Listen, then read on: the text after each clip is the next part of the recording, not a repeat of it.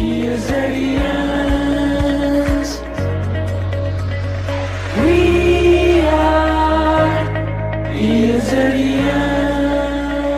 Hello students, हम start करेंगे आज इरिगेशन इंजीनियरिंग का पहला लेक्चर। ओके, पहले लेक्चर में देखेंगे हम चैप्टर 1 जिसका नाम है irrigation and methods of irrigation. अब इरिगेशन का मतलब तो मैंने आपको हिंदी में बता दिया, सिंचाई होता है, लेकिन एग्जैक्ट डेफिनेशन क्या होती है, what is the definition of irrigation, इस चीज को समझते हैं। इससे पहले हम थोड़ा सा बेसिक इंट्रोडक्शन देख लेते हैं कि हमारे कंट्री में इरिगेशन का डेवलपमेंट कैसे हुआ, मीन्स इरिगेशन का हमें ज़रूरत क्यों हुआ और हमारी कंट्री में इरिगेशन क्यों डेवलप, मीन्स हमारी कंट्री में इरिगेशन का डेवलपमेंट कैसे हुआ। सो आपको मैं बेसिक कॉन्सेप्ट दूंगा, एकदम बेसिक कॉन्सेप्ट देने वाला हूँ। सो दोस्तों, मैं अगर इरिगेशन की बात करूँ सो पहले के ज़माने को लेके चलते हैं। ओके, पुराने ज़माने में, ओके, पहले के ज़माने में क्या होता था दोस्तों, पहले के ज़माने में जब इरिगेशन का कोई प्रोविज़न नहीं था, मीन्स इरिगेशन वर्ड से हम वाकिफ नहीं थे। सो ऐसे केस में क्या होता था, पुराने ज़माने पे जो हमारा एग्रीकल्चर है, आपको ये मैं बता देता हूँ कि इंडिया जो है वो एग्रीकल्चर पे मोस्टली डिपेंड करता है। ओके, इंडिया जो है वो एग्रीकल्चर पे मोस्टली डिपेंड करता है। सो हमारे लिए जो एग्रीकल्चर है वो बहुत ही इंपॉर्टेंट है। सो पुराने ज़माने में जब इरिगेशन जैसी चीज़ें नहीं हुआ करती थी, सो उस ज़माने में क्या था कि हमारा जो एग्रीकल्चर है वो टोटली डिपेंड करता था किस पे, भगवान पे। भगवान बोले तो इन्वायरमेंट पे डिपेंड करता था, इन्वायरमेंट बोले तो नेचर पे डिपेंड करता था, ऐसे बोल सकते हो। ओके, इसके लिए स्पेसिफिक वर्ड होगा नेचर। जो हमारा एग्रीकल्चर होता था गाइस, वो टोटली किस पे डिपेंड करता था, नेचर पे डिपेंड करता था। सो ऐसे केस में क्या होता था कि कभी बारिश हुई, कभी नहीं हुई, लेकिन आपकी क्रॉप्स को तो पानी चाहिए ही चाहिए ना। सो ऐसी केस में क्या होता था कि आपकी बारिश कभी हुई, कभी नहीं हुई, कभी ज्यादा हो गई, कभी ड्रॉट हो गया, कभी फ्लड आ गया। सो ऐसे कंडीशन में आपने जो क्रॉप लगाई फील्ड में, क्या उसका ग्रोथ हेल्दी होगा? क्या क्रॉप्स का हेल्दी ग्रोथ होगा? बिल्कुल नहीं, जी नहीं। अगर हेल्दी ग्रोथ नहीं होगा तो क्या वहां से जो यील्ड मिलने वाली, ओके, जो हमारा फूड ग्रेन्स मिलने वाले हैं, वो क्या हमें मैक्सिमम अमाउंट में मिल पाएंगे? बिल्कुल नहीं मिल पाएंगे। सो दोस्तों, ये जो हमारा नेचुरल सिस्टम था, इसको ओवरकम करने के लिए हमने क्या करना शुरू कर दिया, खेतों को सिंचाई मीन्स इरिगेशन सिस्टम कंट्री में डेवलप किया, ताकि हम खेतों तक पानी ले जा सकें और अपनी क्रॉप को हम एज पर नीड, बात समझना, एज पर नीड मीन्स हमारी क्रॉप को जितना पानी, जितने अमाउंट में पानी चाहिए उतना पानी हम अवेलेबल करा सकें, ताकि हमारी जो क्रॉप है उसका ग्रोथ हेल्दी हो सके, साथ ही साथ हमें जो यील्ड मिलने वाली है वो मैक्सिमम मिल सके। क्लियर गाइस, समझ गए क्या इंट्रोडक्शन है, क्यों हमें इरिगेशन डेवलप करना पड़ा या फिर हमारे इरिगेशन का डेवलपमेंट कैसे हुआ, समझ गए ना। नेचुरल कंडीशन से लड़ने के लिए, ओके, आप भी जानते होंगे कभी फ्लड आता है, मान लो आपने किसी फील्ड में क्रॉप लगाई, फ्लड आ गया तो कहानी खत्म हो गई। ओके, मान लो आपने किसी फील्ड में ऐसी क्रॉप लगाई जो जिसमें पानी का रिक्वायरमेंट ज्यादा है, लेकिन आपके एरिया में क्या आ गया, ड्रॉट आ गया, सूखा आ गया। सो अब क्या ऐसे कंडीशन में आपकी क्रॉप हो पाएगी? जी नहीं हो पाएगी। सो क्रॉप को तो पानी सफिशियंट अमाउंट में चाहिए और टाइम टू टाइम चाहिए, तभी सारी चीजें अच्छे से हो पाएंगी, आपका जो प्रोडक्शन है वो मैक्सिमम हो पाएगा। इन्हीं सब चीजों से लड़ने के लिए, ओके, नेचर से लड़ने के लिए हमें क्या करना पड़ा, या फिर हमारी कंट्री में इरिगेशन का डेवलपमेंट हुआ। Clear guys? ओके, सो ये तो था इंट्रोडक्शन। अब दोस्तों हम बात करेंगे डेफिनेशन की, what is the meaning of irrigation. ठीक है, डेफिनेशन की बात करें सो मैं पढ़ देता हूं एक बार, फिर समझ लेते हैं कि क्या एक्चुअल क्या मीनिंग है इस डेफिनेशन का। सो यहां पे देखेंगे, irrigation may be defined as the science of artificial application of water to the land as per crop requirement throughout the base period. So यहां पे मैंने पढ़ दिया, आपको शायद समझ नहीं आया हो जो मैंने बोला। सो चलो कोई बात नहीं, मैं आपको समझाने की कोशिश करता हूं। सो फर्स्ट ऑफ ऑल हम यहाँ पे पॉइंट आउट करेंगे कि क्या इंपॉर्टेंट है इस डेफिनेशन में, क्या क्या चीजें आपके लिए इंपॉर्टेंट है। So first thing is the science of artificial application of water. Okay, second thing is the as per crop requirement.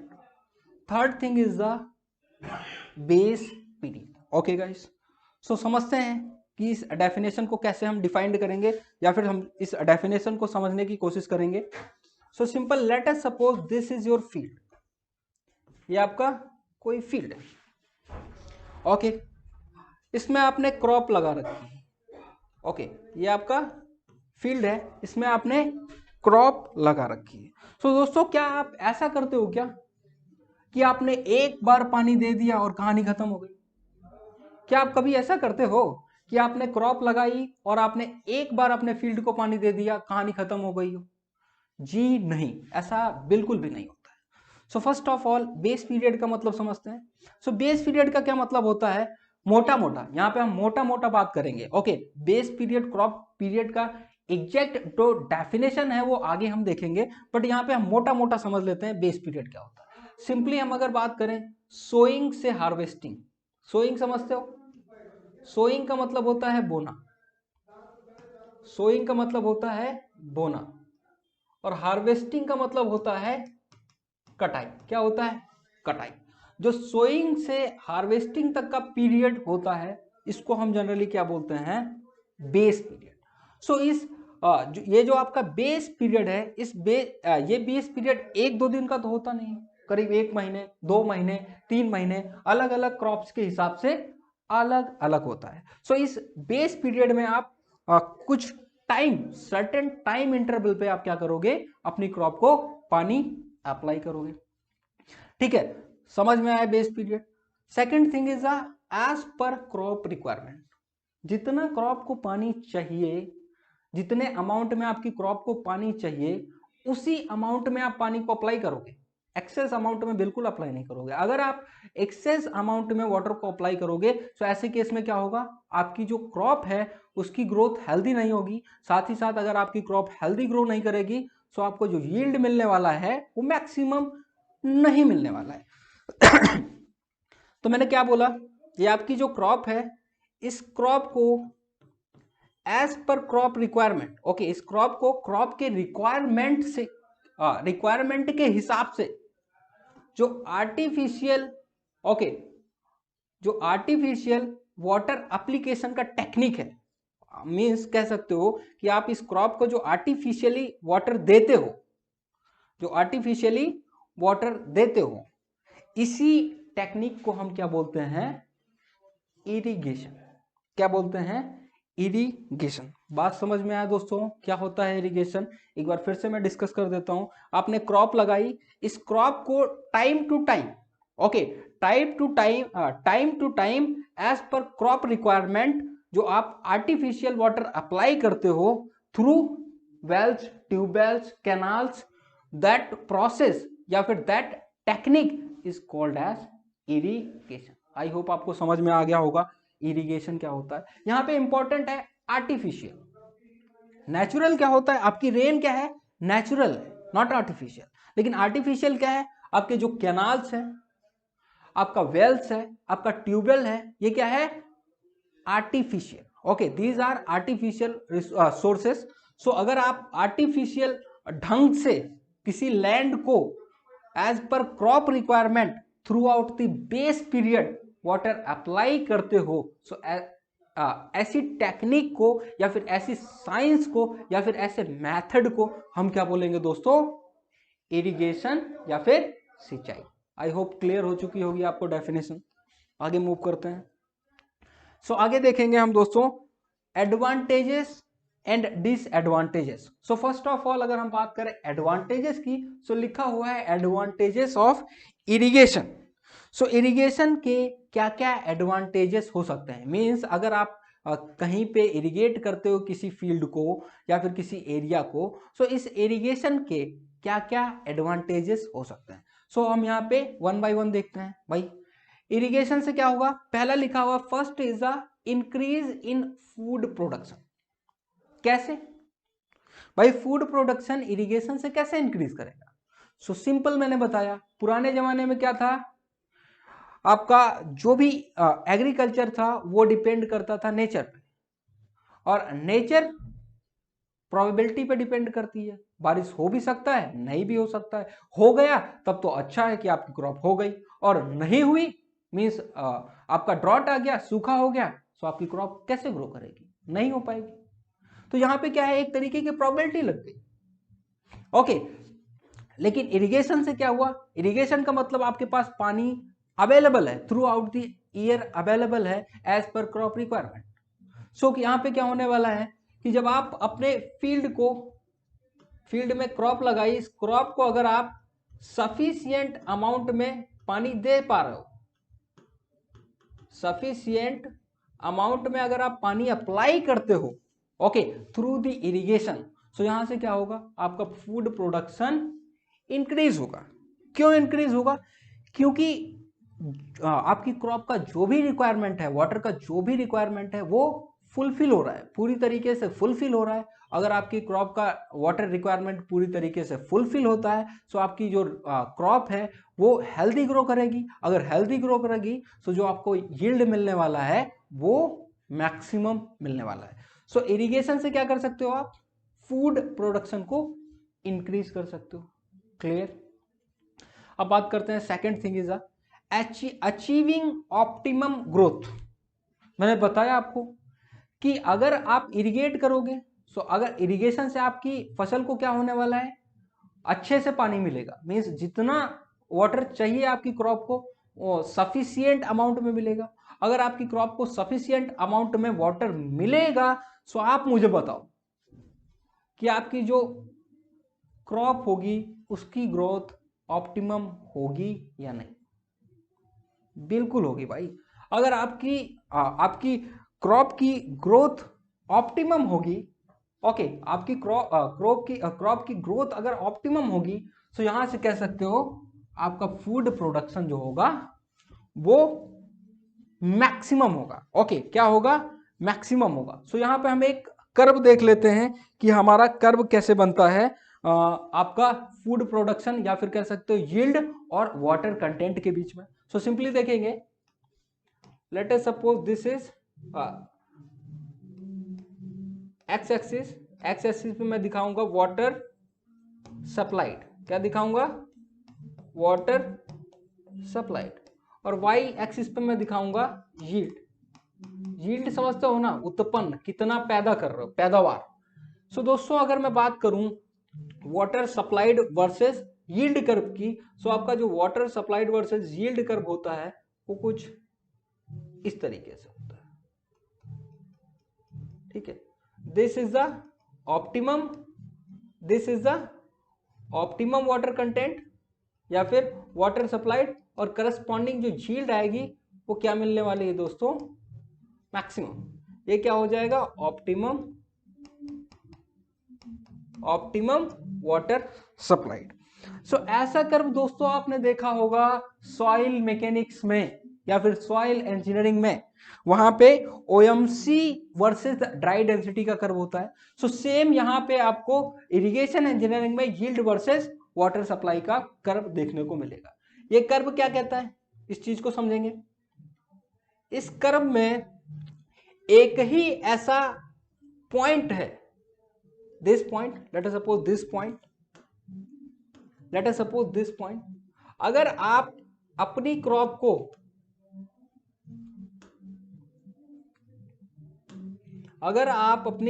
को इस पॉइंट तक वाटर सप्लाई करते हो या फिर अप्लाई करते हो, सो इस कंडीशन में आपका जो यील्ड होगा वो क्या होगा दोस्तों? मैक्सिमम होगा।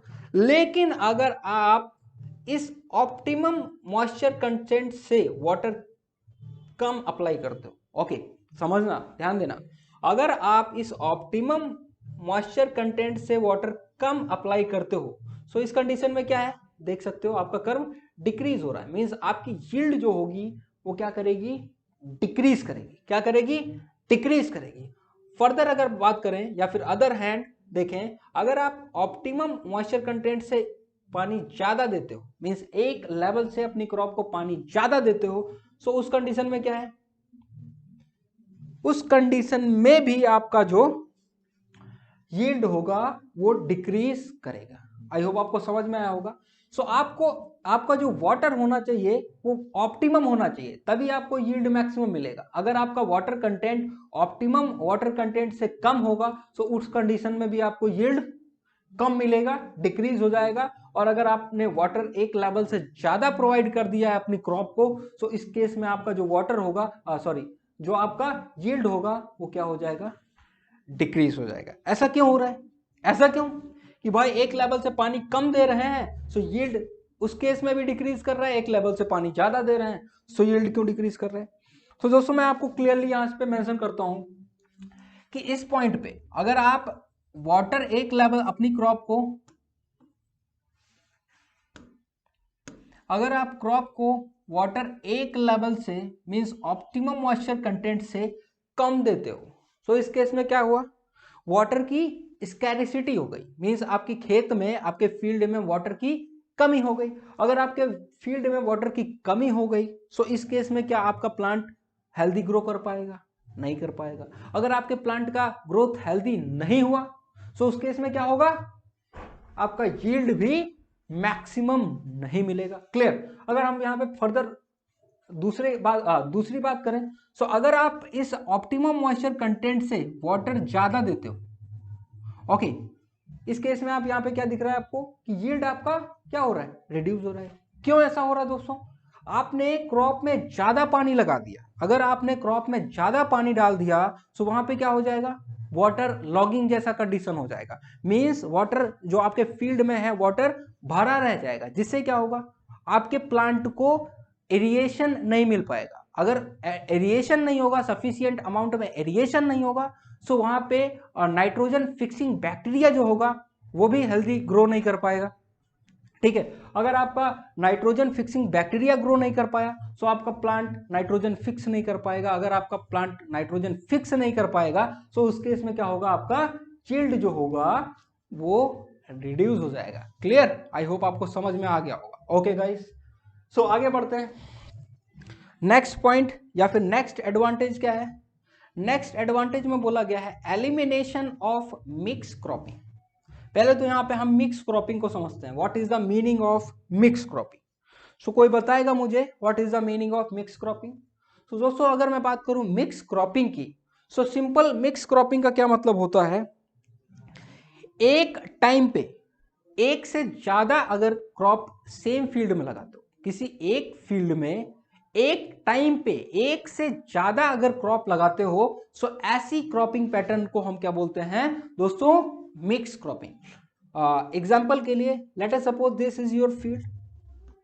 आपने इस फील्ड में क्या किया, गेहूं लगा दिया।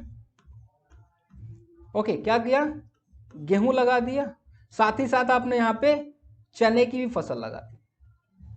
क्या लगा दिया, ग्राम का लगा दिया, साथ ही साथ और भी फसल लगा दी लाइक राइस का लगा दिया। एक सेम फील्ड में आपने एक से ज्यादा अगर फसलें लगाई, ओके, एक से ज्यादा अगर आपने सीड बोए, सो ऐसे क्रॉपिंग पैटर्न को हम क्या बोलते हैं, मिक्स क्रॉपिंग। बात समझ में आया, what is a mix cropping, नाम से ही क्लियर है ना, मिक्स कर दिया मींस एक किसी पर्टिकुलर फील्ड में एक से ज्यादा क्रॉप हमने लगा दी। सो ऐसा क्यों, मिक्स क्रॉपिंग क्यों, आप बताओ, मिक्स क्रॉपिंग डिजायरेबल है या नहीं, या फिर मिक्स क्रॉपिंग हम क्यों कर रहे हैं। सो दोस्तों पुराने जमाने में, ओके, पुराने जमाने में क्या होता था, हमारा जो एग्रीकल्चर था वो टोटली किस पे डिपेंड करता था, नेचर पे डिपेंड करता था। ओके, पुराने जमाने में हमारा जो इरिगेशन सिस्टम, नॉट इरिगेशन, हमारा जो एग्रीकल्चर सिस्टम था वो टोटली डिपेंड करता था किस पे, नेचर पे। सो नेचर किस पे डिपेंड करता था, नेचर एक प्रोबेबिलिटी या फिर प्रोबेबिलिस्टिक कंडीशन होती थी, मीन्स बारिश हो भी सकती है, नहीं भी हो सकती, हो गई तो ठीक, नहीं हुई तो ठीक, तो ठीक नहीं है भाई तो क्रॉप नहीं होगी यार। सो ऐसे कंडीशन में क्या होता था, पहले के जमाने में हमारा जो फार्मर था वो थोड़ा होशियार था, क्या था, थोड़ा स्मार्ट था। सो वो क्या करता था, एक सिंगल फील्ड में वो एक से ज्यादा क्रॉप्स को क्या करता था, लगाता था। क्यों लगाता था, इसके पीछे लॉजिक क्या है? सो इसके पीछे लॉजिक ये है कि हमारा जो फार्मर था वो किसी एक पर्टिकुलर फील्ड में एक से ज्यादा क्रॉप्स लगाता था। वो इसलिए लगाता था, अगर बारिश होगी, अगर बारिश हुई तो हमारा ये वाला क्रॉप हो जाएगा। ओके, अगर बारिश हुई तो हमारा ये वाला क्रॉप हो जाएगा। अगर ये वाला हो जाएगा और ये वाला क्या होगा, खत्म हो जाएगा, डेड हो जाएगा।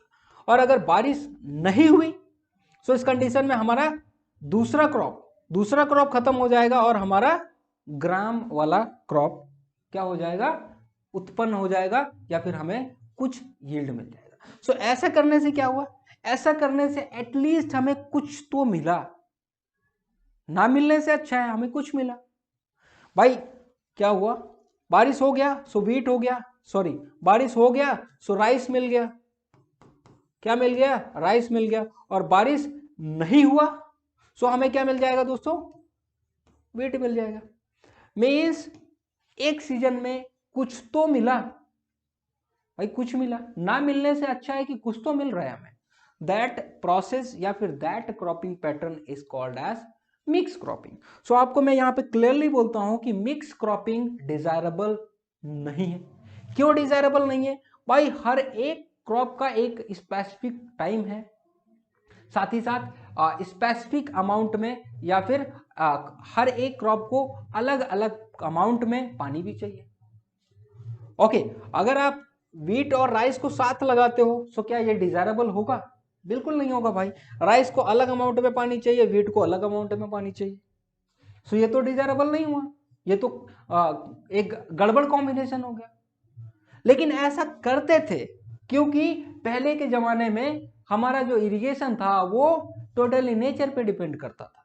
लेकिन जब से हमने इरिगेशन का डेवलपमेंट कर लिया, जब से हमने रिसोर्सेस खोज लिए, इरिगेशन करना सीख लिया, तब से हमने क्या कर दिया, मिक्स क्रॉपिंग को खत्म कर दिया। क्यों खत्म कर दिया, क्योंकि हर एक क्रॉप को एक स्पेशल फील्ड प्रिपरेशन चाहिए, साथ ही साथ एक स्पेसिफिक अमाउंट में पानी चाहिए। इसीलिए जब हमारा इरिगेशन का डेवलपमेंट हो गया, जब से हमारे इरिगेशन का डेवलपमेंट हो गया, तब से हमने क्या कर दिया, मिक्स क्रॉपिंग को एलिमिनेट कर दिया। क्लियर। नेक्स्ट पॉइंट की बात करें, generation of hydro electric power. Hydro electric power का मतलब क्या है, हाइड्रो जहां भी लिखा हो, हाइड्रो का मतलब पानी, पानी से बनने वाली बिजली को हम क्या कहेंगे, हाइड्रो इलेक्ट्रिक पावर। सो अगर आपके पास इरिगेशन सिस्टम है, इरिगेशन सिस्टम कैसे बनता है, रिवर से कैनाल फीड करती है, कैनाल से पानी आपके खेत तक जाता है। रिवर्स कहाँ से चलती है, आपके हिमालय से चलती है, हिमालय हाइट पे है ना। सो हाइट से वाटर कहाँ को फ्लो करता है, नीचे की तरफ फ्लो करता है। सो जब वाटर ऊपर से नीचे गिरता है, सो वाटर के पास बहुत ज्यादा एनर्जी होती है। ओके, एक एनर्जी होती है, उस एनर्जी को हम यूज करके क्या करते हैं, हाइड्रो इलेक्ट्रिक पावर को जनरेट कर सकते हैं। सो यहाँ पे इरिगेशन का एक ये भी एडवांटेज है कि इरिगेशन के थ्रू हम हाइड्रो इलेक्ट्रिक पावर को जनरेट कर सकते हैं। आई होप आपको समझ में आया होगा। ओके, आगे बढ़ते हैं। आगे नेक्स्ट लिखा हुआ, next point is the drought control. Irrigation के थ्रू आप ड्रॉट को भी कंट्रोल कर सकते हो। कैसे ड्रॉट को कंट्रोल कर सकते हो भाई, अगर आपके कंट्री में इरिगेशन सिस्टम है, लेट अस सपोज ये आपका कैसे ड्रॉट को कंट्रोल कर सकते हो भाई, लेट अस सपोज आपका कंट्री है, this is your country. Okay, ये आपका कंट्री है, आपके कंट्री में बहुत सारे रिवर्स हैं, इनसे कैनाल्स कनेक्टेड है। क्या कैनाल कनेक्टेड है, इन रिवर से कैनाल कनेक्टेड है। ओके, लेट अस सपोज इस रीजन में क्या हो गया, ड्रॉट आ गया, मींस सूखा आ गया। सो आप क्या करोगे, इस रिवर के थ्रू, कैनाल के थ्रू आप इस रीजन में पानी पहुंचा सकते हो। सो अगर आपने इस ड्रॉट रीजन में पानी पहुंचा दिया, सो अब तो ड्रॉट रहा नहीं क्योंकि पानी पहुंच गया। सो आप इरिगेशन के थ्रू ड्रॉट को भी कंट्रोल कर सकते हो। ओके गाइस, साथ ही साथ अगर बात करें फ्लड कंट्रोल की, सो इरिगेशन के थ्रू आप फ्लड को कंट्रोल कर सकते हो। कैसे कर सकते हो, लेट अस सपोज किसी रीजन में फ्लड आ गया, बहुत सारा। फ्लड का मतलब क्या होता है, पानी का एक्सेस अमाउंट में हो जाना। सो लेट अस सपोज किसी रीजन में फ्लड आ गया, सो आप क्या कर सकते हो, इस रीजन के जो भी आपके कैनाल्स हैं, कैनाल्स के थ्रू आप सब रीजन्स में, ऐसे रीजन्स जहां पे ड्रॉट आया हुआ है वहां पे वाटर भेज करके क्या कर सकते हो, इस रीजन के फ्लड को आप कंट्रोल कर सकते हो। सो आप इरिगेशन के थ्रू या फिर इरिगेशन सिस्टम के थ्रू ड्रॉट को भी कंट्रोल कर सकते हो, साथ ही साथ फ्लड को भी कंट्रोल कर सकते हो। Clear guys? आगे चलते हैं नेक्स्ट पॉइंट। नेक्स्ट पॉइंट क्या है? अफॉरेस्टेशन। अफॉरेस्टेशन क्या होता है दोस्तों? आपको मैं 3 वर्ड बताता हूं यहां पे। एक होता है आपका डिफॉरेस्टेशन, दूसरा होता है आपका एफॉरेस्टेशन, तीसरा होता है आपका रिफॉरेस्टेशन। क्या होता है? एक आपका होता है, एक होता है आपका, मैं तीनों का एक्सप्लेन करूंगा वन बाय वन।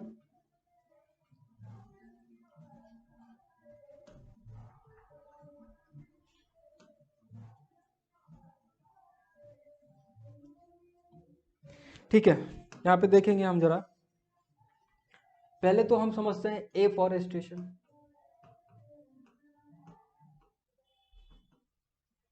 एफॉरेस्टेशन क्या होता है दोस्तों?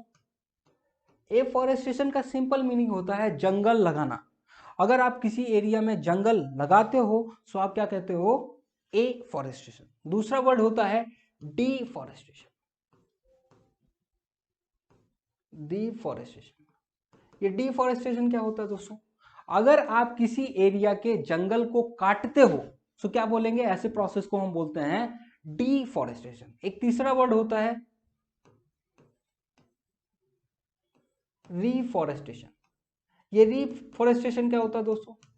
अगर आप किसी एरिया के जंगल को काटते हो, ओके, उस जंगल को काटने के बाद फिर से प्लांटेशन करते हो, मींस फिर से जंगल लगाते हो, that process is called as reforestation. I hope आपको तीनों टर्म्स क्लियर हो चुके होंगे। एफॉरेस्टेशन जंगल लगाना, डिफॉरेस्टेशन जंगल की कटाई करना, रिफॉरेस्टेशन जंगल काटना फिर से जंगल लगाना, that is called as reforestation. अब बात करते हैं एफॉरेस्टेशन। एफॉरेस्टेशन का मतलब समझ गए होंगे, जंगल लगाना। अगर आपके पास इरिगेशन सिस्टम अवेलेबल है तो आप जंगल लगा सकते हो, बिल्कुल लगा सकते हो भाई, क्योंकि प्लांट की ग्रोथ के लिए पानी चाहिए। अगर आपके पास इरिगेशन सिस्टम है तो सफिशियंट अमाउंट में आपके पास पानी अवेलेबल होगा। अगर आपके पास सफिशियंट अमाउंट में पानी अवेलेबल है तो उस केस में आप जंगल लगा सकते हो, आपको किसी भी तरीके का कोई भी प्रॉब्लम नहीं होगा। क्लियर? अगले पॉइंट की बात करें, so next point is improving domestic water supply. Water supply क्या होता है भाई? वाटर सप्लाई की बात करें सो सिविल इंजीनियरिंग में एक सब्जेक्ट है इन्वायरमेंटल इंजीनियरिंग। सो इन्वायरमेंटल इंजीनियरिंग में पूरा का पूरा वाटर सप्लाई के साथ डील करता है। ओके, आपका जो इन्वायरमेंटल इंजीनियरिंग है वो water supply as well as waste water दोनों के साथ डील करता है। सो यहाँ पे लिखा हुआ domestic water supply. Domestic water supply का क्या मतलब है? घरेलू वाटर सप्लाई मीन्स जो वाटर आप नहाने के पर्पज से, बर्तन धोने के पर्पज से, कुकिंग के पर्पज से, ओके, पीने के मीन्स ड्रिंकिंग के पर्पज से यूज करते हो, ऐसी वाटर सप्लाई को हम दोस्तों बोलते हैं डोमेस्टिक वाटर सप्लाई। अगर आपके पास इरिगेशन सिस्टम अवेलेबल है, सो अगर आपके पास इरिगेशन सिस्टम अवेलेबल है मीन्स कैनाल अवेलेबल है, सो कैनाल आपके मेजर एरियाज में प्रेजेंट होंगी। अगर आपके पास कैनाल आपके मेजर एरियाज में प्रेजेंट है, सो आप यहां से वाटर को एक्सट्रैक्ट करके क्या करोगे? इस वाटर को एक्सट्रैक्ट करोगे, देन प्योर करोगे, और फिर इसको आप कहां पे डिलीवर कर दोगे? घरों में डिलीवर कर दोगे, ताकि हम इसको डोमेस्टिक पर्पज से यूज कर सकें। सो इरिगेशन से क्या फायदा है कि आप डोमेस्टिक वाटर सप्लाई को भी इंप्रूव कर सकते हो। क्यों? क्योंकि आपकी जो कैनाल्स हैं वो मेजर जगह पे अवेलेबल है, तो सिंपली आपने कैनाल से पानी को एक्सट्रैक्ट किया और घरों तक भेज दिया। क्लियर? अब बात करते हैं नेक्स्ट पॉइंट की। नेक्स्ट पॉइंट है प्रमोटिंग इनलैंड नेविगेशन सिस्टम। पहले तो हम यहाँ पे समझेंगे ये इनलैंड नेविगेशन सिस्टम क्या होता है। सो गाइज, अगर मैं बात करूं इनलैंड नेविगेशन सिस्टम की, सो ये जो आपने रिवर देखा होगा या फिर बड़ा बड़ा कैनाल, पनामा कैनाल है आपका, इन सब कैनाल में जो शिप्स वगैरह फ्लोट करते हैं, मींस शिप्स वगैरह जो चलते हैं, ओके, बेसिकली पहले हम मोड्स ऑफ ट्रांसपोर्टेशन की बात करें, सो हमारे पास मोड्स ऑफ ट्रांसपोर्टेशन जो होता है वो 3 तरीके का होता है। एक तो आपका पास रोडवे और रेलवेज, दूसरा एयरवेज, तीसरा आपका वाटरवेज। सो वाटरवेज की बात करें, सो वाटरवेज में क्या मूव करते हैं? आपके पानी के जहाज मूव करते हैं, ठीक है। सो जो आपके वाटर में या फिर आपके कैनाल में या फिर आपके रिवर सिस्टम में जो पानी के जहाज मूव करते हैं, ऐसे प्रोसेस को हम क्या बोलते हैं, इनलैंड नेविगेशन सिस्टम। अगर दोस्तों आपके पास सफिशिएंट अमाउंट में कैनाल्स अवेलेबल हैं, रिवर्स अवेलेबल हैं, सो आप एक जगह से दूसरी जगह पे पानी के जहाज के थ्रू आसानी से मूव कर सकते हो, बिल्कुल मूव कर सकते हो। सो अगर आपके पास इरिगेशन सिस्टम है, मीन सफिशिएंट अमाउंट में कैनाल्स हैं, सो आप आसानी से पानी के जहाज में एक जगह से दूसरी जगह मूव कर सकते हो। इसीलिए यहाँ पे लिखा है प्रोमोटिंग इनलैंड नेविगेशन सिस्टम। आई होप आपको समझ में आई होंगी चीजें। आगे बढ़ते हैं भाई। नेक्स्ट की बात करें, नेक्स्ट एडवांटेज है फिशरीज। फिशरीज का मतलब है मछली पालन। अगर आपके पास सफिशिएंट अमाउंट में पानी अवेलेबल होगा तो आप आसानी से मछली पाल सकते हो, इसमें से कोई बड़ी चीज नहीं है। ओके, सो आप इरिगेशन के थ्रू मछली पालन भी आसानी से कर सकते हो। सो यहाँ तक थी बात एडवांटेजेस की। अब हम देखेंगे इरिगेशन से क्या क्या एडवांटेजेस हो सकते हैं, क्योंकि यू नो दैट किसी चीज का अगर कोई एडवांटेज है तो उसका डिसएडवांटेज भी होता है। ओके, ऐसा नहीं कि हर चीज का एडवांटेज ही है, सो उस चीज का कुछ डिसएडवांटेज भी होता है। सो यहाँ पे अगर हम बात करें डिसएडवांटेजेस ऑफ इरिगेशन की, सो देख लेते हैं क्या क्या डिसएडवांटेज है। सो पहला वाटर लॉगिंग। वाटर लॉगिंग क्या होता है? वाटर लॉगिंग का सिंपल मतलब होता है दोस्तों कि अगर किसी एरिया में आपका वाटर टेबल राइज करके ऊपर आ जाता है, जिसकी वजह से आपकी प्लांट की ग्रोथ रुक जाती है, हेल्दी नहीं हो पाती है, सो उस केस में क्या होगा, आपका प्लांट का ग्रोथ नहीं हुआ, सो यील्ड मिलेगा नहीं मिलेगा। क्या ये कंडीशन आपके लिए बेनिफिशियल है? बिल्कुल नहीं है। सो इरिगेशन से क्या होता है, इरिगेशन से वाटर लॉगिंग हो सकती है। सो ये एक डिसएडवांटेज हुआ या नहीं हुआ? क्योंकि इरिगेशन का मतलब क्या है, क्रॉप की growth, means healthy growth of crop. लेकिन वाटर लॉगिंग से तो आपकी ग्रोथ मींस क्रॉप की जो ग्रोथ है वो अफेक्टेड हो रही है। सो क्या वाटर लॉगिंग आपके लिए बेनिफिशियल है या नहीं? तो आप सिंपल कह सकते हो कि जब वाटर लॉगिंग की वजह से आपकी ग्रोथ ऑफ क्रॉप जो है वो अफेक्टेड हो रही है, सो कैसे बेनिफिशियल हो सकता है? जी बिल्कुल नहीं है। सो वाटर लॉगिंग जो है आपका बेनिफिशियल नहीं है, मींस कह सकते हो कि ये आपके इरिगेशन का एक डिसएडवांटेज है। बात करते हैं नेक्स्ट पॉइंट की। सो नेक्स्ट पॉइंट में क्या लिखा हुआ है, over irrigation may leads to colder and temper climatic condition which is favourable for outbreak of diseases like malaria and dengue. So इसका सिंपल मतलब है कि अगर आप किसी जगह पे ओवर इरिगेशन करते हो, ओवर इरिगेशन का मतलब एक्सेसिव अमाउंट में पानी अप्लाई करते हो। लेट अस सपोज आपका ये फील्ड था, आपने इस फील्ड में अगर आपने एक्सेसिव अमाउंट में वाटर अप्लाई किया, सो यहाँ पे क्या होगा, वाटर ज्यादा से ज्यादा इवेपोरेट होके एटमॉस्फेयर में जाएगा।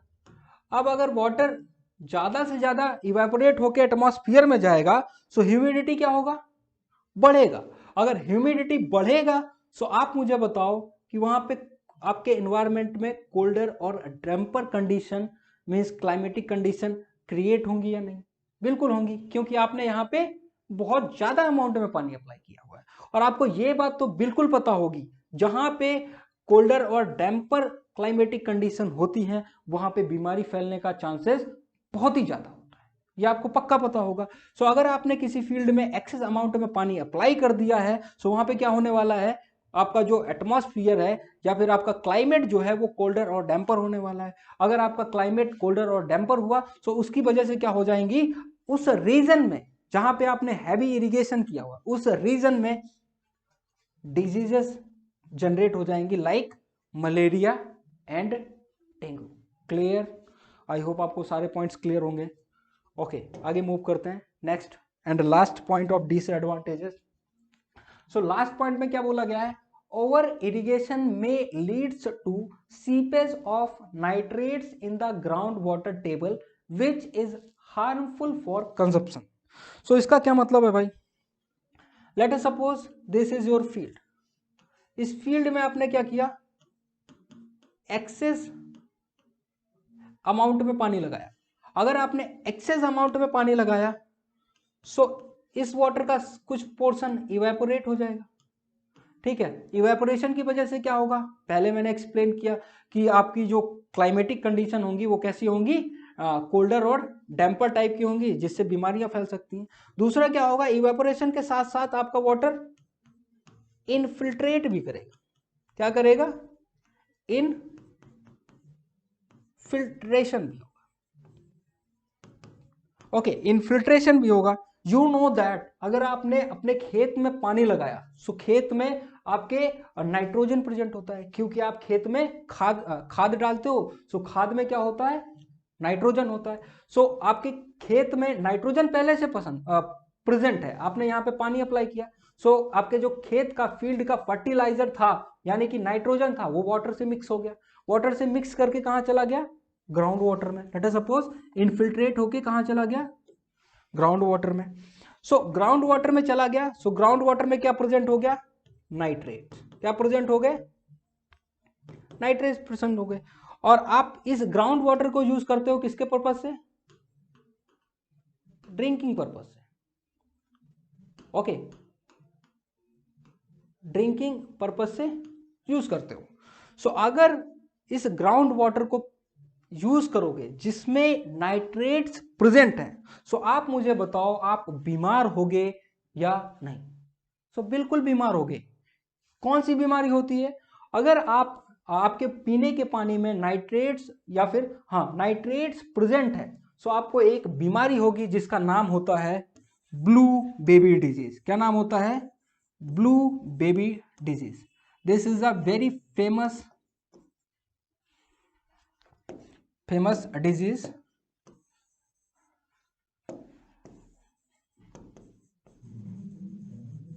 जो कि किस वजह से होती है दोस्तों, नाइट्रेट्स के कंजप्शन से। सो यहां से एक क्वेश्चन भी आता है, this is a environmental question, कि नाइट्रेट्स के कंजप्शन से कौन सा बीमारी होता है। सो आपको पता होना चाहिए, अगर आप नाइट्रेट्स को कंज्यूम करते हो, सो इस केस में आपको जो बीमारी होता है उसका नाम होता है blue baby disease. Clear guys. So यहां से आपका डिसएडवांटेजेस फिनिश होता है।